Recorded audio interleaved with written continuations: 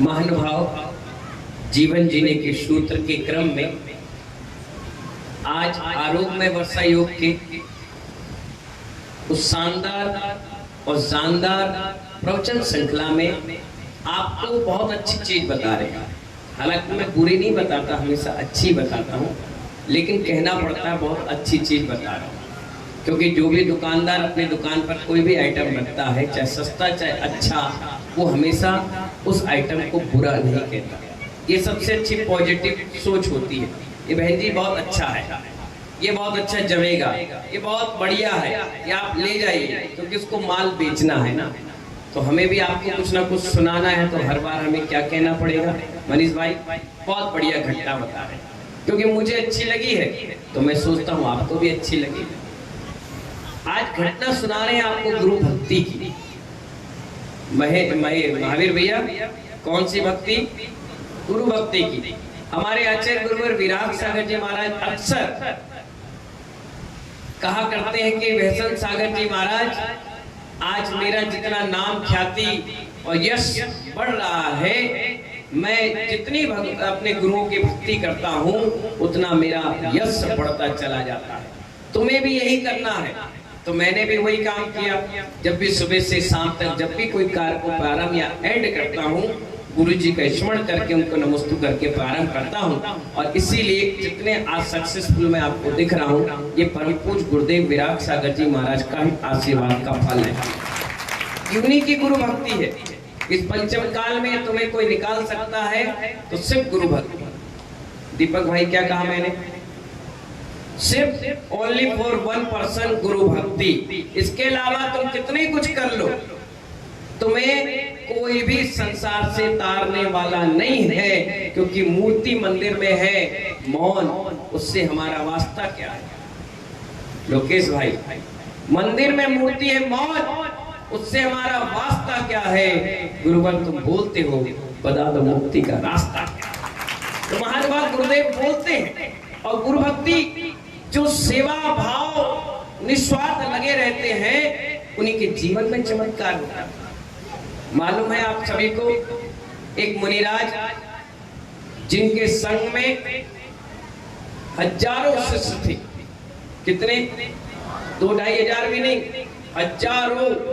और जब उत्तर भारत में अकाल पड़ गया तो सभी के सभी लोग कहाँ आ गए? दक्षिण भारत की ओर। गुरुजी समाधि संलेखना में रत हो गए। 14-15 हजार शिष्यों का जमावाड़ा था। उनमें से एक शिष्य कहने लगा, गुरुजी मैं आपकी सेवा में रहूंगा। गुरुजी ने कहा जाओ, मुझे किसी की सहारे की जरूरत नहीं, मैं अकेला समाधि संलेखना मरण करूंगा, तुम सब लोग जाओ। लेकिन वो शिष्य तो शिष्य था, उसने कहा मैं अंतेवासी शिष्य बनूंगा। रामजी लाल जी, कौन सा शिष्य? अंतेवासी। बोलो। जो अंत तक गुरु के निकट रहता है, अंतिम सांस तक रहता है, वो शिष्य मुझे बनना है। मैं आपको छोड़कर नहीं जाऊंगा। गुरुजी ने खूब कहा, ये जंगल है, आहार की व्यवस्था नहीं हो पाएगी, सेवा की व्यवस्था नहीं हो पाएगी, कौन तुम्हारा ख्याल रखेगा? तुम जाओ। मैंने कहा नहीं, मैं नहीं जाऊंगा, मैं आपकी सेवा करूंगा। सारी शिष्य मंडली उठी और चली गई। वो अकेला वहीं पर रुक गया। पहला दिन हुआ, निकल गया, कोई बात नहीं। पहले दिन सारी शिष्य मंडली गई, सुबह से शाम तक उसी में लगे रहे। दूसरा दिन जैसे ही हुआ, सुबह 10-10:30 बजे जब आहार चर्या का समय होता है, गुरुजी ने कहा हाँ भाई, आज आहार के लिए नहीं गए? गुरुजी आप बताओ ना कहाँ जाना है? तो उन्होंने कहा एक काम करो, पूर्व दिशा की ओर चले जाओ। ठीक है गुरुजी। जंगल था, मंदिर था नहीं, कोई व्यवस्था थी नहीं, कोई बताने वाला नहीं था। उन्होंने मुद्रिका अपने गुरु को साक्षी मान के ली और सीधे पूर्व दिशा में चले गए। कहीं पर भी वहां चौका नहीं मिला। क्या नहीं मिला? जंगल ही जंगल मिला। बेचारे चुपचाप चले आए, आकर के मुद्रिका छोड़ दी। गुरुजी समाधि संलेखना में थे। बैठो नीचे, तुम भी आ जाओ। तो गुरुजी के पास लेटे हुए थे, अपनी सल्लेखना समाधि की तैयारी कर रहे थे। शिष्य आकर बैठ गया। गुरुजी ने कहा, हाँ भाई आहार कैसा हुआ? बोले गुरुजी आज मेरा उपवास हो गया। बोले क्यों? बोले पूर्व दिशा में कोई चौका ही नहीं मिला, मैं पूरे जंगल देख करके आ गया। बोले मैं पहले कह रहा था मेरी समाधि हो रही है, तुम यहाँ जबरदस्ती अपने प्राण बचा के बैठे हो। तुम भी जाओ, छोड़ दो मुझे, बेकार परेशान हो रहे। अभी तुम्हारी उम्र प्रभावना की है, अभी यहाँ बैठ करके रहने की नहीं है, जाओ। नहीं गुरुजी मैं आपको छोड़कर नहीं जाऊंगा। और उनकी सेवा में उपवास में लगे रहे। दूसरा दिन हुआ, 10 साढ़े 10 बजे का समय हुआ। गुरुजी हाँ भाई आज जाओ आहार के लिए। अच्छा किस दिशा में जाऊं? आज उत्तर में जाओ। कल पूरब में गए थे, आज उत्तर में चले जाओ। ठीक है गुरुजी। मैं मुद्रिका ली और चले गए उत्तर में। जैसे ही गए एक घर मिला। रितेश कितना घर मिला? एक घर मिला। उन्हें देखा चौका लगा हुआ था, सामग्री सब कुछ लगी हुई थी, लेकिन कोई पड़गान में नहीं था।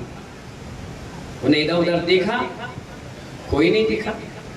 वो वापस चाहते तो बैठ के चुपचाप खा के आ जाते। किसने देखा? पवन मामा। किसने देखा?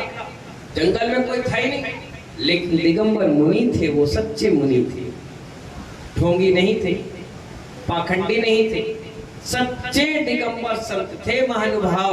वो वापस मुद्रिका लेकर के आए, गुरु के चरणों में मुद्रिका खोल दी। गुरुजी ने हाँ आहार कैसा हुआ? गुरुजी आज भी मेरा उपवास हो गया। बोले कैसे?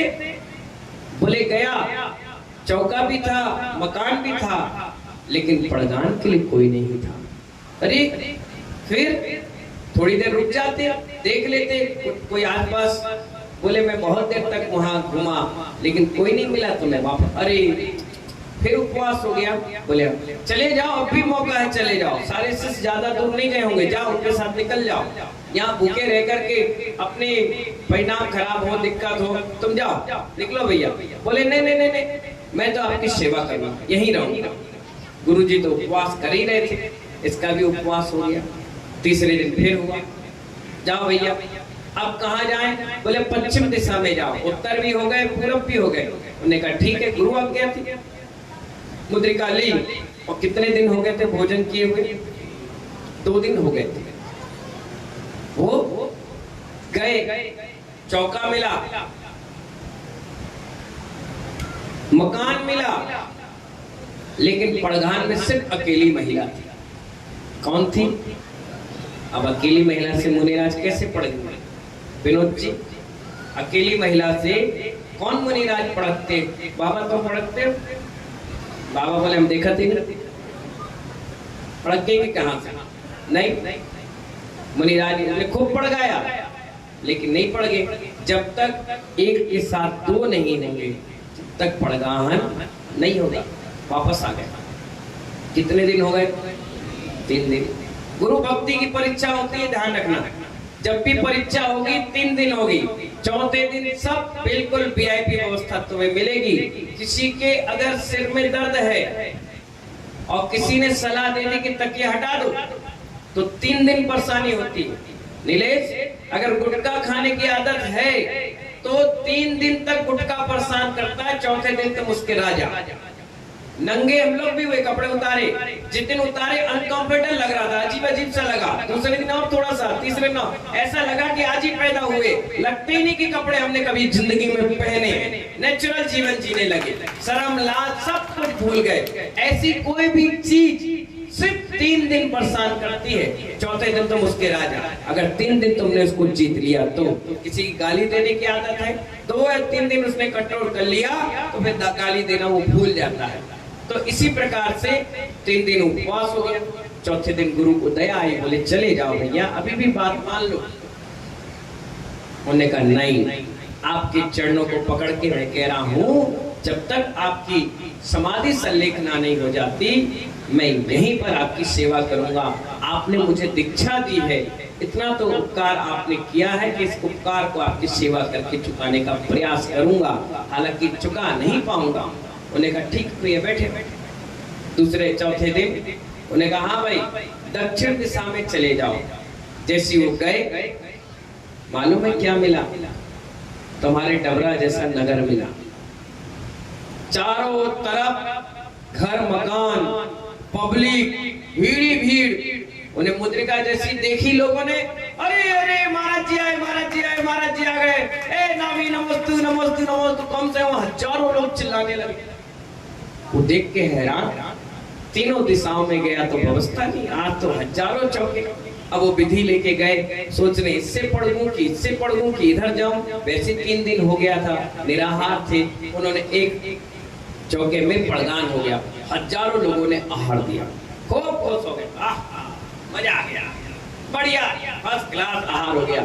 आहार के बाद वो वापस अपने गुरुजी के पास आए। गुरुजी आहार प्रत्याख्यान। अरे आहार प्रत्याख्यान, आज आहार हो गया क्या? अरे गुरुजी इतना हो गया कि 3 दिन की पूर्ति हो गई। अरे आओ वहां बैठो, खूब सेवा करने लगे। 5वें दिन गुरुजी बोले आज इधर जाओ, कल उधर जाओ, परसों उधर जाओ, रोज हो जाए और उनका आहार हो जाए। धीरे से एक समय उनकी गुरुजी की समाधि हो गई। अब वो क्या रह गए? अकेले अकेले रह गए। वहां चरण बनाए और गुरु जी की उसी चरणों को पैर पड़े और उन्हीं की आज्ञा ले, और जहां आज्ञा मिल जाए और वहीं वो आहार करने चले जाए। 12 साल तक वो आहार करते रहे। कितने साल तक?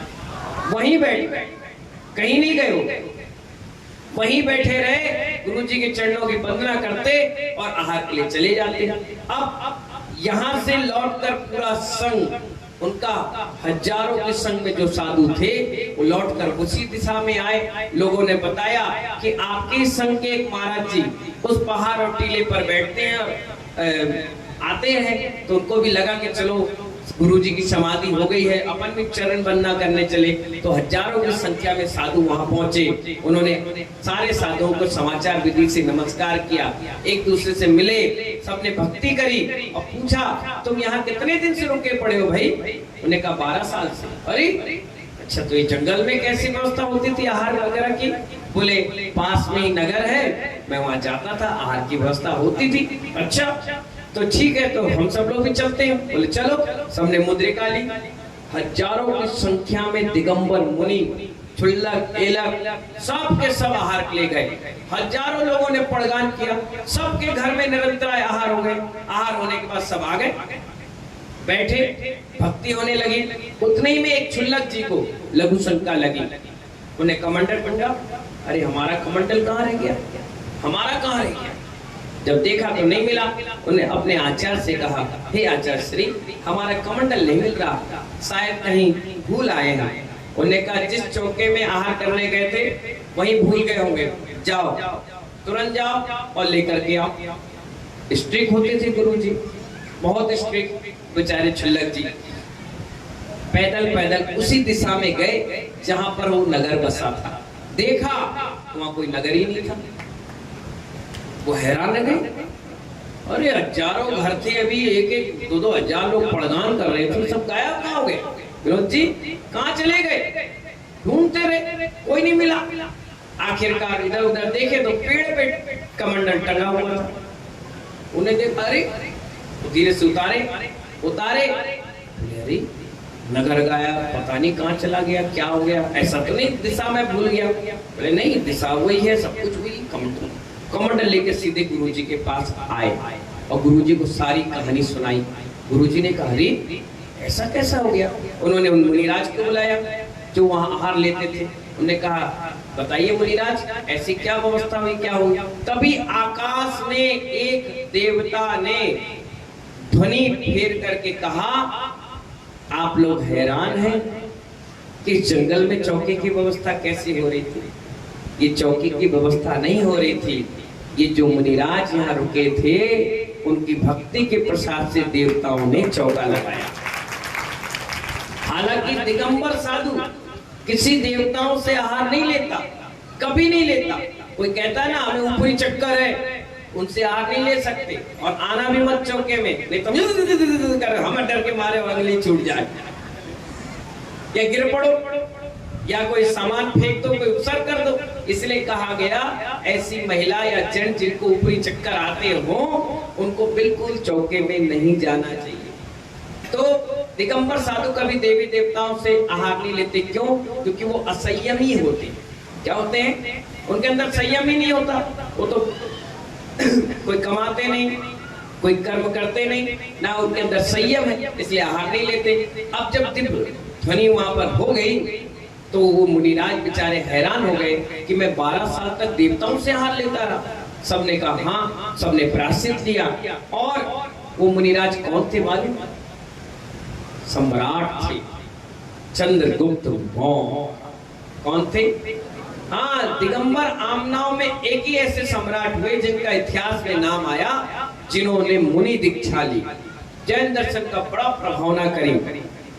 चंद्रगुप्त मुनिराज ऐसे मुनिराज थे जिन्होंने गुरु भक्ति कूट कूट कर भरी थी। गुरु के चरणों को छोड़कर कहीं जाते नहीं थे। उसका इतना प्रभाव पड़ा, इतना प्रभाव पड़ा कि ऊपर से स्वर्ग से देवताओं ने आकर के चौके व्यवस्था सब कुछ उनकी बना दी। और इसी प्रकार आज के दिगंबर साधु हैं जो अपने गुरु की भक्ति करते हैं, समाज उनको भी सरताज बना करके बैठा देता है। और यही कारण है महानुभाव, उन मुनिराज का कमंडल उस स्थान पर मिला, क्योंकि देवता कोई भी दूसरे की चीज कब्जा नहीं करते। जिसकी जो जहां है छोड़कर चले जाते। कमंडल छूट गया, मिल गया, कमंडल नहीं छूटता तो पता ही नहीं चलता और सब आराम से चलता रहता। लेकिन वो कमंडल छूटना भी एक निमित्त बन गया और इसीलिए वो समाधि स्थल आज भी मौजूद है। आचार्य भद्र बाहु स्वामी महाराज, उन्हीं के वो शिष्य थे सम्राट चंद्रगुप्त मौर्य, जिन्होंने इतना जबरदस्त गुरु भक्ति का उदाहरण पेश किया। बड़े बड़े आचार्य, बड़े बड़े महाराज, बड़े बड़े मुनिराज, अच्छे अच्छे तपस्वी उन गुरु भक्ति के लिए हनुमान और चंद्रगुप्त मुनिराज को याद है। तो यही गुरु भक्ति अगर आपके अंदर भी पैदा हो गई महानुभाव इस 4-5 महीने में, तो आपके घरों में भी ऐसी अतिशय चमत्कार होगा कि आपसे पूछना नहीं पड़ेगा। आप खुद आकर बताओगे कि जब से हमने गुरु चरण पकड़े हैं हमारे जीवन में क्या चमत्कार हो रहा है। ये पथरी, ये किडनी, ये लीवर तो क्या है, जन्म जरा मृत्यु जैसे रोगों को हर करके तुम्हें भगवान आत्मा बना दे, ये गुरु में ताकत होती है। एक पत्थर को जो भगवान बना सकते हैं, तुम तो इंसान हो, तुम्हें भगवान बनने में क्या टाइम लगेगा। हर आत्मा भगवान बन सकती है। इन्हीं मंगल भावनाओं के साथ समय आपका हो रहा है। कल मिलेंगे, क्योंकि हमारे पास समय उतना ही रहता है, उतने में सब कुछ देना पड़ता है। गागर में सागर देने का प्रयास चलता है। इन्हीं मंगल भावना के साथ जय बोलिए आदिनाथ भगवान की।